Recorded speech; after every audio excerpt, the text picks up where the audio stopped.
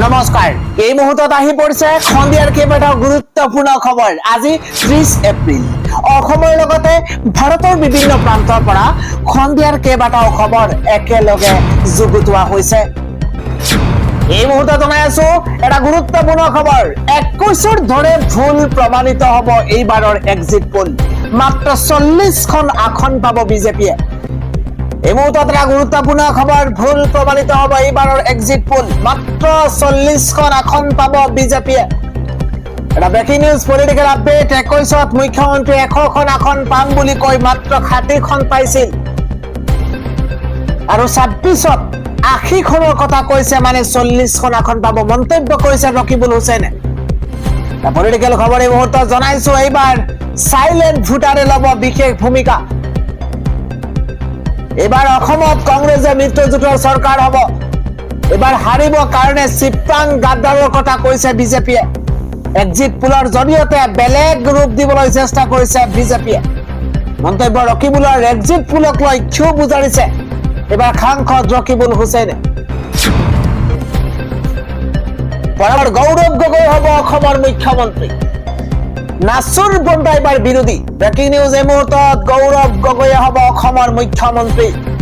ডাঙৰ খবৰ, অহা 4 মে'ত ৰিজাল্ট ঘোষণা হ'ব আৰু তাৰ পূৰ্বে এক্সিট পোলত আহি পৰিছে সেই খবৰ। এইবাৰ নাচুৰ বান্দা হৈ পৰিছে বিৰোধী। এক্সিট পোলক বিশ্বাস নকৰে এইবাৰ বিৰোধীয়ে। ডাঙৰ খবৰ, অহা 4 মে'ত অসমত পৰৱৰ্তী চৰকাৰ বিৰোধী মিত্ৰজোঁটে গঠন কৰিব। ৰাইজে এইবাৰ বিৰোধীক আঁকোৱালি লৈছে। বিদায় দিব বিজেপিক। এক্সিট পোলক আমি কোনো কাৰণতে বিশ্বাস নকৰো। দুদিন ধৈৰ্য ধৰিলেই সকলো ওলাই পৰিব। ডাঙৰ খবৰ, এক্সিট পোল কেতিয়াবা মিলে কেতিয়াবা নিমিলে। এক্সিট পোল দেখি কোনো হতাশ নহব। এক্সিট পোলক লৈ আমি তিল মানুহ চিন্তিত নহয়। অসমৰ জনতা বিজেপিৰ প্ৰতাৰণাৰ বিৰুদ্ধে এইবাৰ থিয় দিছে। এক্সিট পোলে যি কয় কৈ থাকক, কিন্তু চৰকাৰ আমিয়ে গঠন কৰিম। কোনেও ভয় নাখাব, হতাশ নহব। এক্সিট পোলক কোনেও বিশ্বাস নকৰিব, কনফিডেন্স কোনেও নেহেৰুৱাব। চৰকাৰ বিজেপি নহয়, চৰকাৰ বিৰোধীহে হ'ব। গৌৰৱ গগৈয়ে হ'ব অসমৰ মুখ্যমন্ত্ৰী। জনাইছো পৰৱৰ্তী খবৰ, আদালতত এবাৰ মুখ দেখাইছে শ্যাম কানু মহন্তৰ। নাকচ হৈছে শ্যাম কানু মহন্তৰ জামিন আবেদন। এই মুহূৰ্তত এটা গুৰুত্বপূৰ্ণ খবৰ, জেলতেই কটাব লাগিব শ্যাম কানু মহন্তই। আকৌ আদালতত মুখ দেখাইছে শ্যাম কানু মহন্তৰ। শ্যাম কানুৰ জামিন নাকচ কৰিলে ফাষ্ট ট্ৰেক আদালতে। ছিংগাপুৰৰ ৰায়ৰ যুক্তি দি জামিন বিচাৰিছিল শ্যাম কানুৰ অধিবক্তাই আৰু শুনানিৰ চূড়ান্ত ৰায় দি মিথ্যাচাৰী শ্যাম কানুৰ জামিন নাকচ কৰিলে আদালতে। জামিন নাকচৰ পাছতেই হাইকোৰ্টৰ দ্বাৰস্থৰ সম্ভাৱনা এবাৰ শ্যাম কানুৰ অধিবক্তাৰ। জেলতেই কটাব লাগিব শ্যাম কানু মহন্তই, কিয়নো আকৌ আদালতত মুখ দেখাইছে শ্যাম কানু মহন্তৰ। পৰৱৰ্তী খবৰ, GMCHত ভৰ্তি হৈছে ভিক্টৰ দাস। ভিক্টৰ দাসৰ অৱস্থা সংকটজনক। ততাতৈয়াকৈ অসুস্থ ভিক্টৰ দাসক ভৰ্তি কৰোৱা হৈছে GMCHত। জেলতে এইবাৰ অসুস্থ হৈ পৰিছে ভিক্টৰ দাস। স্বাস্থ্যৰ অৱনতি ঘটিছে হঠাৎ ভিক্টৰ দাসৰ আৰু জেলতে অসুস্থ হৈ পৰিছে ভিক্টৰ দাস। ডাঙৰ খবৰ, হঠাৎ স্বাস্থ্যৰ অৱনতি ঘটিছে ভিক্টৰ দাসক আৰু ততাতৈয়াকৈ শাৰীৰিকভাৱে দুৰ্বল হৈ পৰা ভিক্টৰ দাসক হস্পিটেলত ভৰ্তি কৰোৱা হৈছে। সোমবাৰে জেললৈ প্ৰেৰণ কৰা হৈছিল ভিক্টৰ দাসক। অত্যন্ত ডাঙৰ খবৰ এই মুহূৰ্তত জনাইছো, 14 দিনৰ ন্যায়িক জিম্মালৈ প্ৰেৰণ কৰা হৈছিল ভিক্টৰ দাসক আৰু কেইবাটাও ধাৰাত গোচৰ ৰুজু হৈছিল ভিক্টৰ দাসৰ বিৰুদ্ধে। পত্নীৰ অভিযোগৰ ভিত্তিতে গ্ৰেপ্তাৰ কৰা হৈছিল ভিক্টৰ দাসক। ততাতৈয়াকৈ অসুস্থ ভিক্টৰ দাসক ভৰ্তি কৰোৱা হৈছে GMCHলৈ। গুৱাহাটী মেডিকেল কলেজ হস্পিটেলত ভৰ্তি কৰোৱা হৈছে আৰু স্বাস্থ্যৰ অৱনতি ঘটিছে ভিক্টৰ দাসৰ। পৰৱৰ্তী খবৰ হৈছে, 10টা নতুন সমষ্টিত বিৰোধীয়ে ভাল ফলাফল দেখুওৱাৰ ইংগিত। এই মুহূৰ্তত পুনৰবাৰ পলিটিকেল খবৰ জনাইছো। এক্সিট পোলৰ প্ৰকাশৰ পাছতে ৰাজ্যজুৰি চৰ্চিত 10টা বিশেষ সমষ্টি। 10টা সমষ্টিত কংগ্ৰেছ মিত্ৰজোঁটৰ বাবে আহিছে ভাল খবৰ। ৰাজ্যৰ ৰাজনীতিবিদৰ মতে কি হ'ব বিশেষ 10টা সমষ্টি। এই মুহূৰ্তত এটা নতুন খবৰ জনাইছো। তীব্ৰ প্ৰতিদ্বন্দ্বিতাৰ সন্মুখীন হোৱাৰ ইংগিত অখিল গগৈ।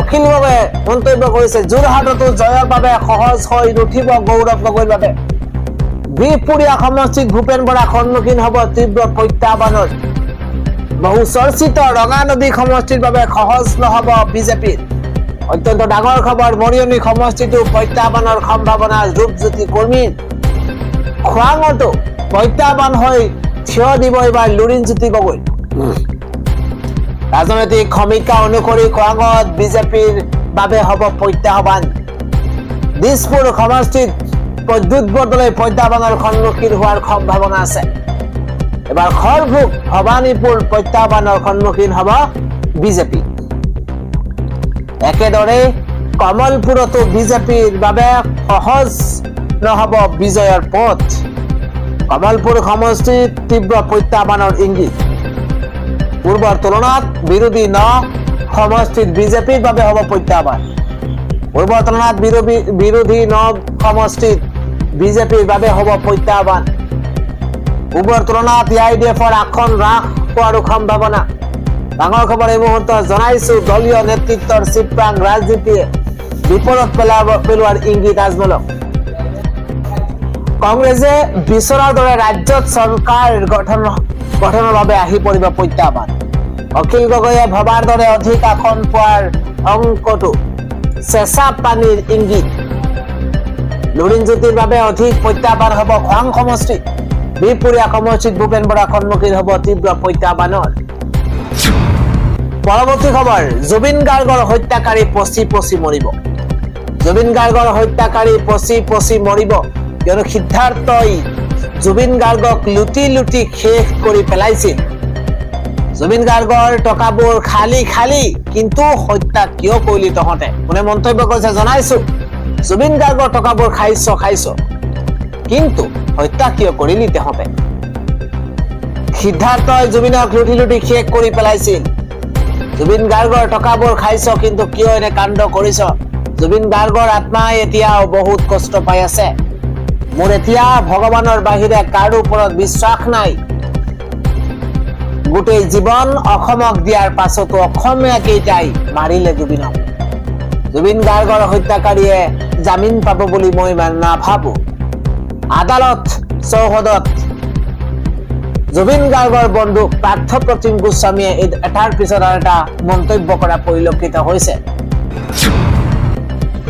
আগবৰ্তী খবৰ শ্যাম কানু মহন্ত নিৰ্দোষী মানুহ জেলৰ পৰা ওলাই আহিব শ্যাম কানু মহন্তৰ পত্নীৰ মন্তব্য এই মুহূৰ্তত এটা বিগ ব্ৰেকিং শ্যাম কানু মহন্তৰ নিৰ্দোষী মানুহ এজনক জেলত ভৰাই থৈছে শ্যাম কানু মহন্তৰ পত্নী মন্তব্য কৰিছে মই ঈশ্বৰৰ ওচৰত প্ৰাৰ্থনা জনাইছো ৰায়দান যাতে আমাৰ পক্ষত হয় ৰায়দান আমাৰ পক্ষত হলেও ঈশ্বৰৰ ইচ্ছা যদি নহয়ও সেয়া ঈশ্বৰৰ ইচ্ছা বুলিয়েই মানি ল'ম মুঠতে নিৰ্দোষী মানুহ এজন জেলতে থাকিব নালাগে আমি এখন আইনী যুঁজ চলাই আছো মই এতিয়াও কম যে নিৰ্দোষী মানুহ এজনক জেলত ভৰাই থৈছে জেলতে ভৰাই থৈছে পুনৰ এদৰে মহাবিস্ফোৰণ মন্তব্য কৰিছে শ্যাম কানু মহন্তৰ পত্নী অনিতা ডেকা মহন্তই পৰৱৰ্তী খবৰ হৈছে ধন নাথাকিলে GMCHলৈ নাহিব এবাৰ ৰোগীৰ পৰিয়ালক প্ৰহাৰ কৰি কৰ্মচাৰীৰ ভাবুকি ডাঙৰ খবৰ এই মুহূৰ্তত জনাইছো ধন দিয়াত পলম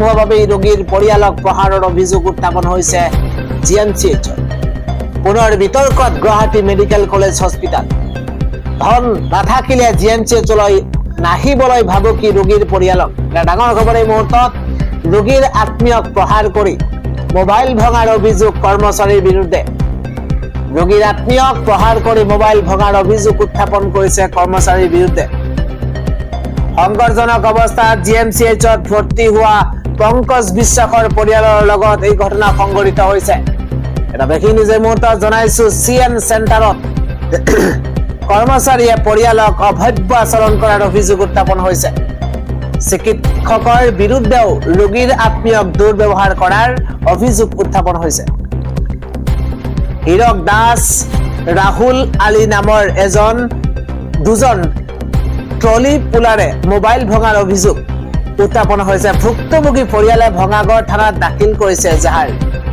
ৰোগীৰ অভিযোগৰ ভিত্তিত থানাত উপস্থিত হৈছে GMCHৰ উপ অধীক্ষক।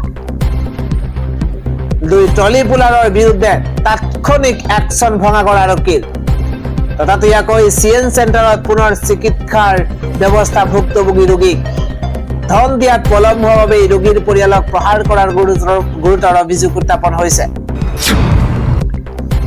আগবাঢ়িছো পৰৱৰ্তী খবৰ। এবাৰ বাহনৰ ভিতৰতে মনন কাতৰ চিঞৰ জ্বলি ছাই হৈ গৈছে একেটা পৰিয়ালৰে 5গৰাকীকৈ লোক। এটা দুখবৰ এই মুহূৰ্তত জনাইছো। জীৱন্তে জ্বলি গৈছে একেটা পৰিয়ালৰে 5গৰাকীকৈ লোক। বৈষ্ণো দেৱী মন্দিৰ দৰ্শন কৰি উভতাৰ পথতে শোকাবহ ঘটনা সংঘটিত হৈছে। এটা ব্ৰেকিং নিউজ জনাইছো। বাহনৰ ভিতৰতে জ্বলি ছাই হল একে পৰিয়ালৰে 5জন। জুই লেনিহান শিখাই আঘুৰি ধৰিছে 4চকীয়া বাহন।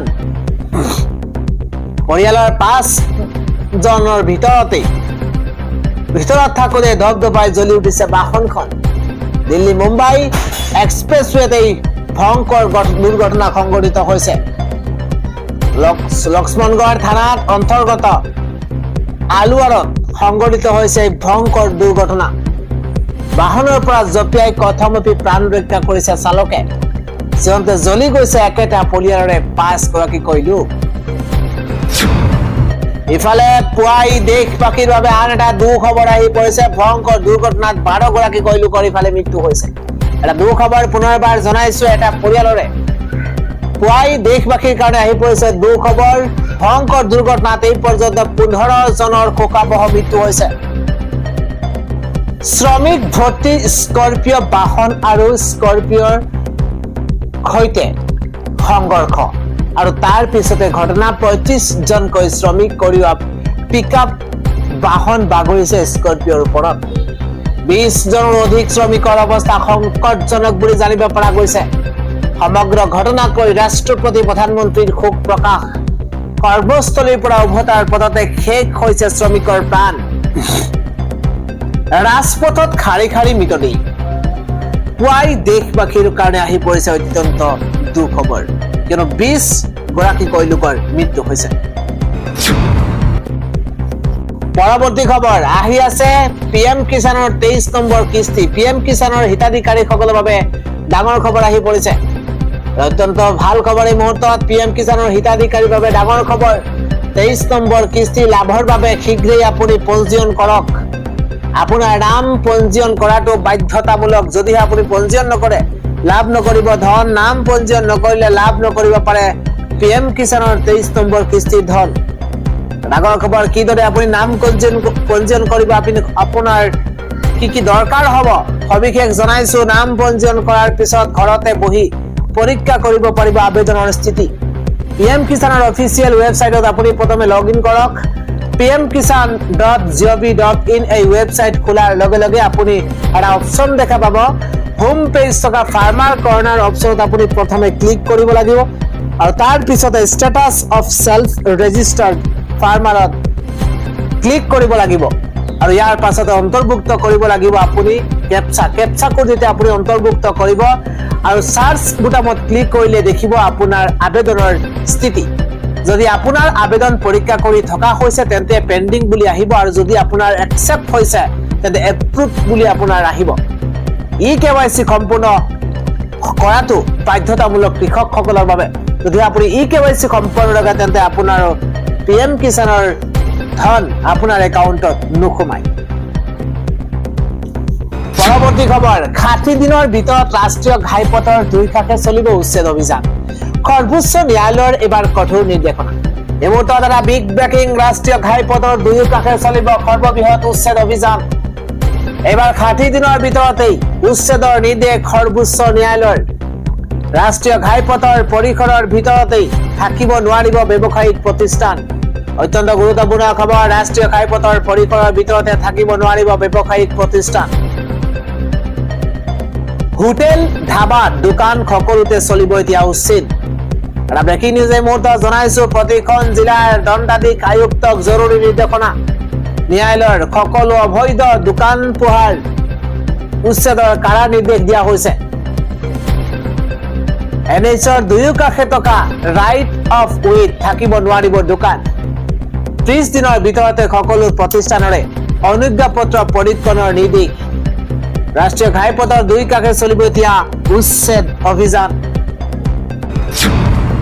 পৰৱৰ্তী খবৰটো হৈছে বেংগালুৰুত দেৱাল খহি 7 গৰাকীকৈ লোকৰ মৃত্যু হৈছে এটা দুখ খবৰ মৃতকৰ ভিতৰত আছে তিনিটা শিশু বৰিং এণ্ড লেডি কাৰ্জন হস্পিটেলৰ সমীপত এই শোকাবহ ঘটনা সংঘটিত হৈছে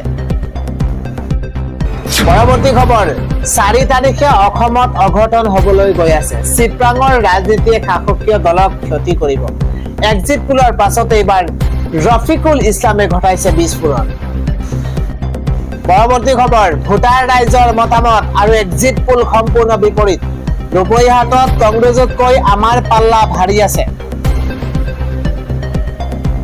15 পৰা 20,000 ভোটৰ ব্যৱধানত আমি জয়ী হম ইউডিএফৰ ৰূপৈহাটৰ প্ৰাৰ্থী আমিনুল ইছলামৰ ভৱিষ্যতবাণী আন এটা খবৰ হৈছে উচ্চতম ন্যায়ালয়ৰ দ্বাৰস্থ পৱন খেৰা উচ্চতম ন্যায়ালয়ৰ দ্বাৰস্থ হৈছে কংগ্ৰেছ নেতা পৱন খেৰা গুৱাহাটী উচ্চ ন্যায়ালয়ে পৱন খেৰাৰ অগ্ৰিম জামিন আবেদন নাকচ কৰি গুৱাহাটী উচ্চ ন্যায়ালয়ৰ এই ৰায়ক প্ৰত্যাহ্বান জনাই সৰ্বোচ্চ ন্যায়ালয়ত আবেদন পৱন খেৰাৰ উচ্চতম ন্যায়ালয়ে আজি এই সন্দৰ্ভত গ্ৰহণ কৰিব শুনানি বিচাৰপতি জে কে মাহেশ্বৰীৰ বিচাৰপীঠে গ্ৰহণ কৰিব শুনানি জ্যেষ্ঠ অধিবক্তা অভিষেক মনু সিংভিয়ে পৱন খেৰাৰ হৈ যুক্তি আগবঢ়াব